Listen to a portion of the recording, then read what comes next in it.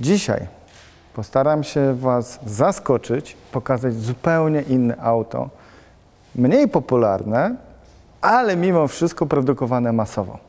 Chodźcie.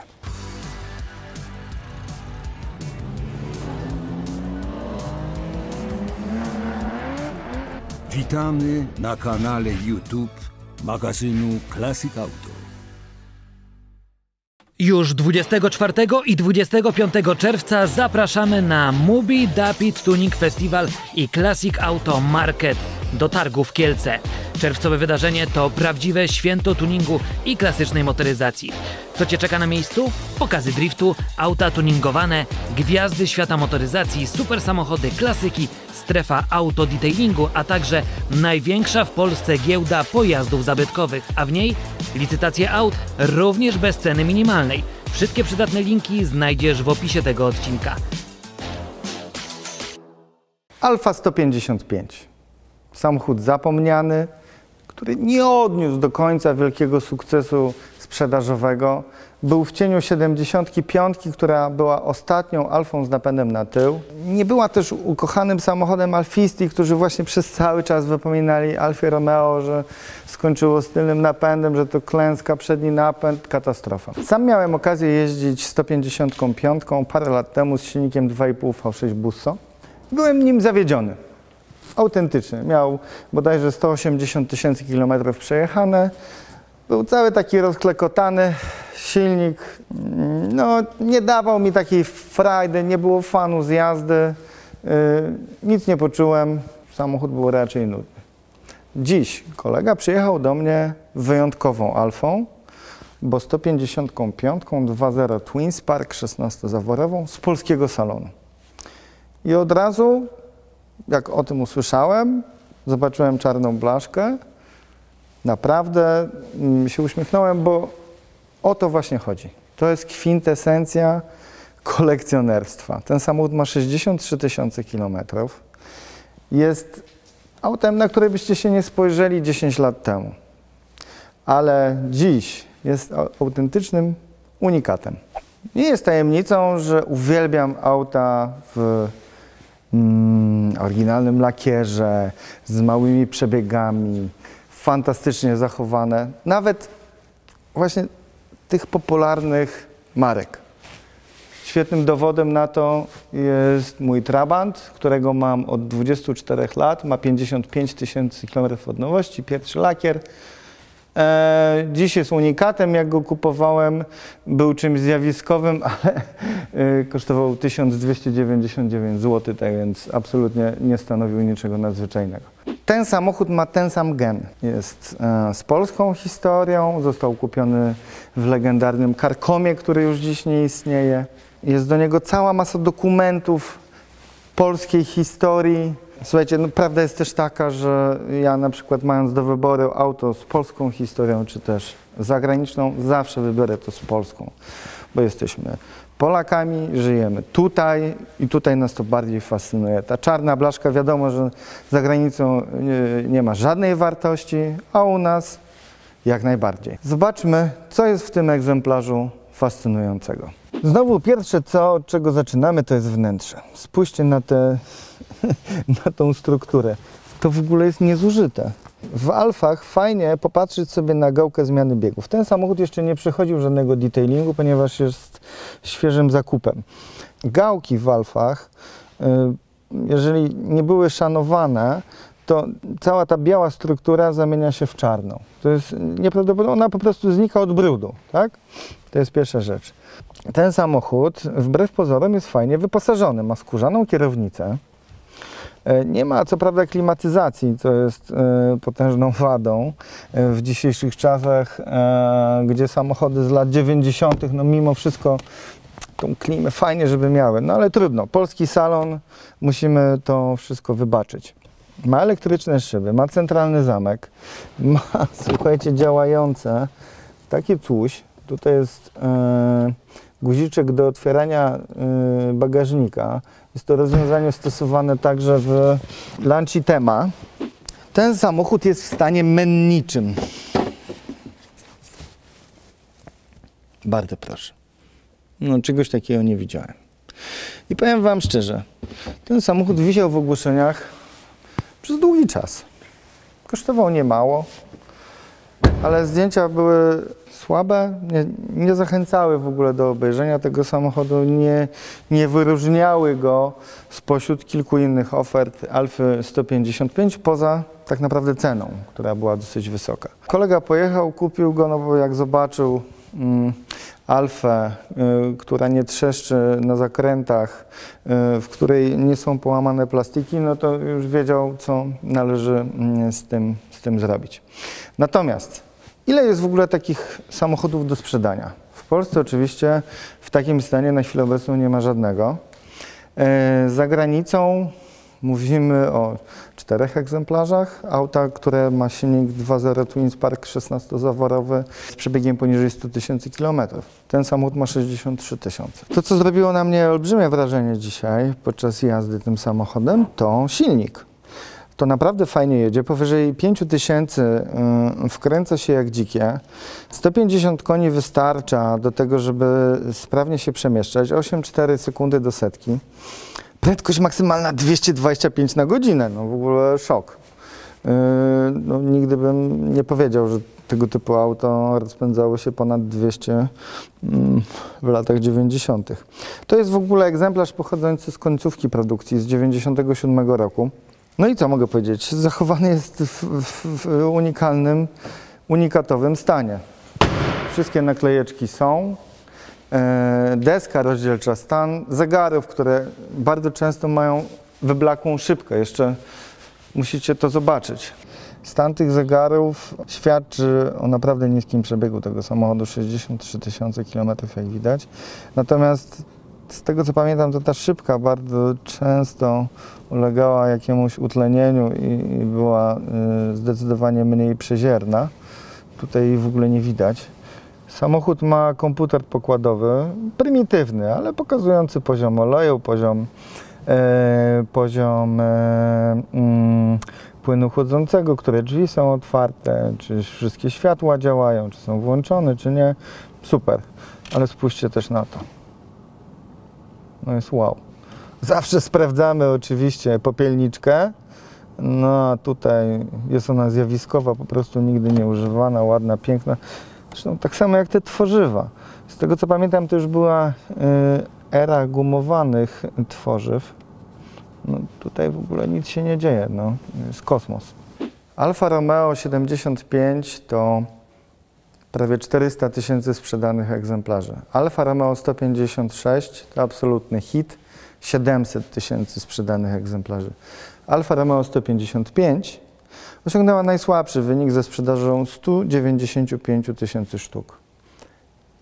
Ale mimo to osiągnęła zwycięstwo na torze DTM, gdzie pokonała wszystkie zespoły niemieckie i 155 2,5 V6 z napędem na 4 koła objechała ich wszystkich w sezonie 93. Choć ten egzemplarz nie ma na całej karoserii oryginalnego lakieru, podoba mi się równie mocno. Dlaczego? Dlatego, że jest prawdziwy. Wszystkie naprawy były wykonywane w autoryzowanym serwisie i nie ma po nich śladu. Jedynie miernik pokazuje, że coś się działo. A tak naprawdę to tylko my jesteśmy szaleńcami mierników, a na całym świecie nikt na to zbytnio nie zwraca uwagi. Więc dla mnie ten samochód jest równie dobry, taki jakby miał oryginalny lakier. Jeżeli chcecie zobaczyć, jak ten samochód jeździ, zapraszam Was do materiału, gdzie Michał Reicher testuje 155. A teraz kolejne zaskoczenie, a mianowicie Renault Twingo. Prawda jest taka, że ten samochód chodził za mną już od wielu, wielu lat. Na samym początku wiązał mnie z nim sentyment, ponieważ był to samochód, w którym siedziałem jako dzieciak w 1993 roku na salonie genewskim, kiedy został zaprezentowany. Pamiętam dokładnie, był w kolorze seledynowym. Natomiast w zeszłym roku byłem na targach w Padwie i zobaczyłem dokładnie taki samochód jak ten, czyli cyprusowo-żółty w wersji Benetton z faldachem. Tamten egzemplarz sprzedał się za 16 000 euro, przynajmniej tak mi powiedzieli ci sprzedawcy. Jaka była prawda, nie wiem. Natomiast chwilę później pojawił się taki oto samochód na Facebooku na sprzedaż. Samochód pochodzi z Niemiec, ma 104 000 kilometrów i jak to w moim garażu często bywa, ma oryginalny lakier, pełną historię. No i jest w wersji Benetton, która charakteryzowała się specyficznym wnętrzem i gamą 5 kolorów. I teraz tak, Benetton wychodził wyłącznie w 1996 roku.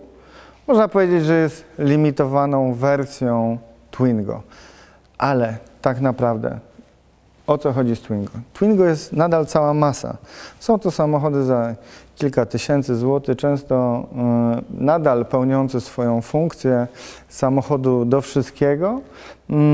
Czy to samochód dla żony, samochód do sklepu, do pracy. One są nadal w użytku, bo są po prostu bardzo praktyczne. Tą praktyczność zaraz oczywiście pokażę. Natomiast jakie samochody nas interesują pod kątem inwestycyjnym? A właściwie trochę spekulacyjnym, bo ja kupując ten samochód nie ukrywam, że trochę spekuluję i się bawię na małych kwotach, czy moje teorie się sprawdzają. Jest to dla mnie bardzo fajny eksperyment. Kupiłem ten samochód za kilkanaście tysięcy złotych. Drugie tyle zainwestowałem w prace detailingowe, mechaniczne, w wymianę różnych detali, ponieważ taki samochód utrzymany w perfekcyjnym stanie nie istnieje, natomiast możemy znaleźć idealną bazę. Tak? Ten samochód był świetną bazą, natomiast nie błyszczał się tak jak dzisiaj, ale miał ten oryginalny lakier i swoje wnętrze. Zderzak został zmieniony na nowy, kierunkowskazy zostały zmienione. Była walka o kołpaki na koła, żeby je znaleźć. Są one dosyć trudno osiągalne na rynku. Natomiast jednym słowem swoimi pracami nad tym autem podwoiłem koszt samego zakupu. Jeżeli chcemy kupić Twingo i chcemy się bawić w tą spekulację, o której mówię, to przede wszystkim ma mieć faldach, fajny kolor z jajem, bo one występowały w wielu barwach, natomiast dosłownie kilka jest poszukiwanych, tak? To jest, są dwie odmiany żółtego. Ten kolor żółty był w Benettonie, trochę taki bardziej zgaszony, występował w normalnym Twingo. Niebieski i seledynowy. To są te kolory, które są najbardziej poszukiwane. Co ciekawe, może dojść do takiej patologii, że wersja z faldachem będzie 2 razy droższa od tej wersji bez faldachu. No i oczywiście stosujemy znane już zasady, czyli mały przebieg, książka serwisowa. Właściwie przy tym samochodzie to w ogóle, jeżeli mamy książkę serwisową, to jest cud. Tak? Tutaj ten cud się wydarzył, ale wiem, że to jest 1 na 1 000 000. Po prostu przy tego typu autach użytkowych, jak jest książka, to w ogóle jest sukces, a jeżeli jest wypełniona, to jest sukces razy 1000, ale to też nie jest takie ważne, no bo umówmy się, przeżyjemy, jak będziemy mieli ładny samochód bez książki. Co ważne, jak już jesteśmy przy samochodach włoskich, francuskich, pamiętajcie, że one potrzebują więcej czasu na wzrost wartości niż samochody niemieckie, gdzie BMW rośnie bardzo dynamicznie, bardzo szybko w wieku 20-30 lat, natomiast, czy tam nawet od 15, natomiast samochody francuskie i włoskie będą potrzebować tego czasu o 10 lat więcej. Tak? To tak mniej więcej działa. Citroën DS potrzebował naprawdę kupę czasu, żeby przestać kosztować 35 000 złotych i zacząć kosztować 135 000. Teraz pokażę Wam, dlaczego Twingo jest tak ważnym i fajnym samochodem z punktu widzenia w ogóle historii motoryzacji, bo to jest samochód, który powstał bodajże w 8 milionach egzemplarzy, tak więc mówimy tutaj o jakichś nieprawdopodobnych cyfrach, ale on był po pierwsze hitem marketingu i hitem wykorzystania przestrzeni, bo samochód jest mikro, a może pomieścić niesamowite ilości i to osób, i bagażu, i w ogóle wszyscy się tutaj pomieszczą i będą szczęśliwi. Wpierw pokażę to, co zawsze, czyli gadżeciki. Po pierwsze, unikalna torebeczka, a w niej kolejna torebeczka. I tutaj mamy wymarzony zestaw. Samochód pochodzi z Berlina, jeździła nim starsza pani, czy być może jak go kupowała, była młodszą panią.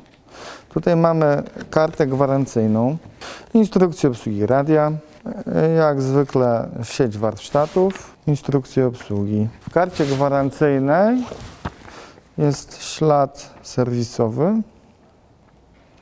Zaraz go znajdę, bardzo proszę. Twingo Benetton, ładnie opisany. W ogóle są dokumenty związane z zamówieniem tego samochodu i tam widać, że to jest Benetton.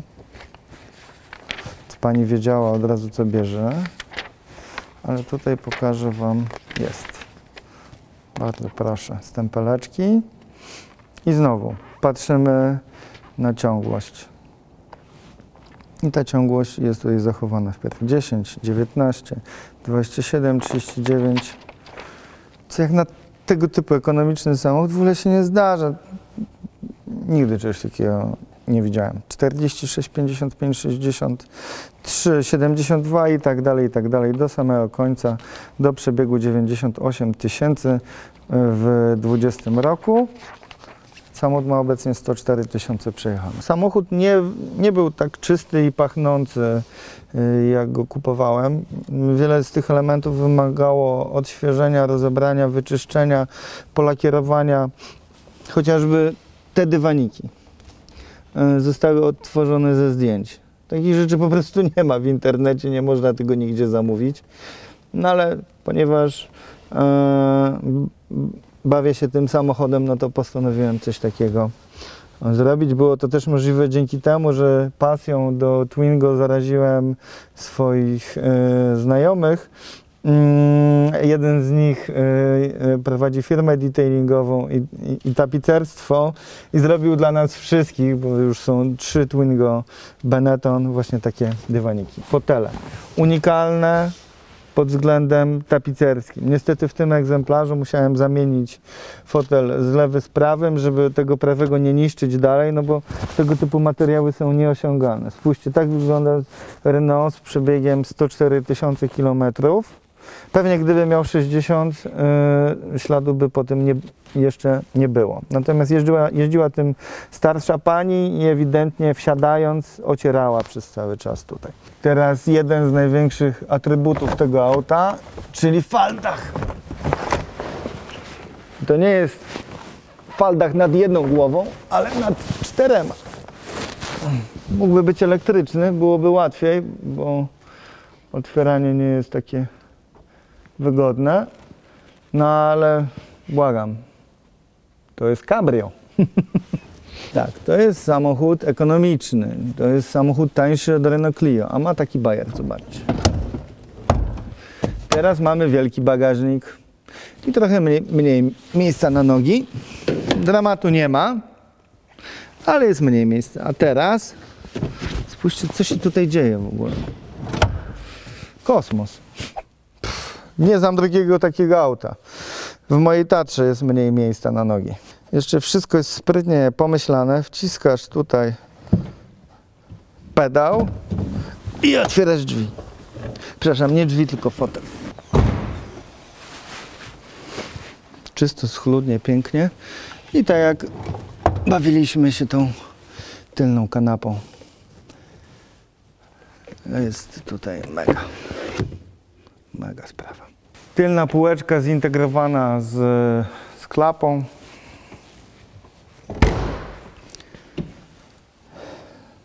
Oryginalne napisy, nieodtwarzane, nie klejone jeszcze raz, one się takie zachowały. Chodźcie jeszcze zobaczycie włączniczki. No takie rzeczy, jeżeli będą wytarte, to już jest koniec. Tak? No tego się nie da odtworzyć, tak jak tutaj. Doskonale widać, że ta farba już została przetarta, zniknęła. Niestety ten samochód nadaje się wyłącznie do jazdy po mieście. Dynamika jest zadowalająca, ale do 80 na godzinę. Później jest tylko gorzej. Jednym słowem, nie jest to demon. Jest to absolutnie fajna zabaweczka, która z mojej perspektywy jest, ten samochód jest następcą Citroena 2CV, Fiata 500. To jest ta legenda, która stanie się wartościowa. I egzemplarze, które są zachowane w tego typu stanie, za parę lat mogą się okazać bezcenne, bo po prostu wszystkie zostały wytłuczone do imentu. Najdroższą odmianą Renault Twingo jest wersja nawiązująca swoją kolorystyką, swoimi barwami, detalami do Bugatti. Wpiszcie sobie Twingo Bugatti w wyszukiwarkę. Te samochody kosztują ponad 20 000 euro. Nie ma ich, chyba jest jeden na sprzedaż. Jeżeli Was zainteresowało Twingo, to możecie przeczytać więcej na jego temat w 194 numerze, gdzie jest wspomniana cała akcja marketingowa, akcja kluczykowa właśnie, która utkwiła w pamięci wielu Polaków jako symbol marketingu lat 90., gdzie wszyscy biegali z tymi kluczykami i sprawdzali, czy właśnie zdobyli główną nagrodę. Numer 194. Podczas ostatnich 2 odcinków starałem się Wam przekazać maksimum wiedzy, jak bawić się w inwestowanie w samochody klasyczne bądź aspirujące do takiego miana, bo tak naprawdę te inwestycje to trzeba zacząć, zanim one będą klasykami, na przykładzie 3 wybranych przeze mnie samochodów. Co ważne, to każdy z nich jest darzony sentymentem, mniejszym lub większym, ale pozytywnym. Z każdym z nich mamy związane jakieś wspomnienia. E36 kiedyś jeździłem, 155 naczytałem się o niej w prasie, Renault Twingo siedziałem w nim w 93 roku na salonie w Genewie. Jest wiele osób, które ma podobne sentymentalne wspomnienia. To sprawia, że niektóre samochody popularne w ciekawych wersjach, w ciekawych kolorach mogą być świetną inwestycją, nie kosztującą na samym wstępie nie wiadomo jakich pieniędzy. Są to samochody, które są jeszcze przystępne, możecie je znaleźć. Życzę Wam miłej zabawy. Jeżeli chcesz prenumerować magazyn Classic Auto, zapraszamy na stronę www.classicautomac.pl/sklep. Link znajduje się w opisie tego odcinka.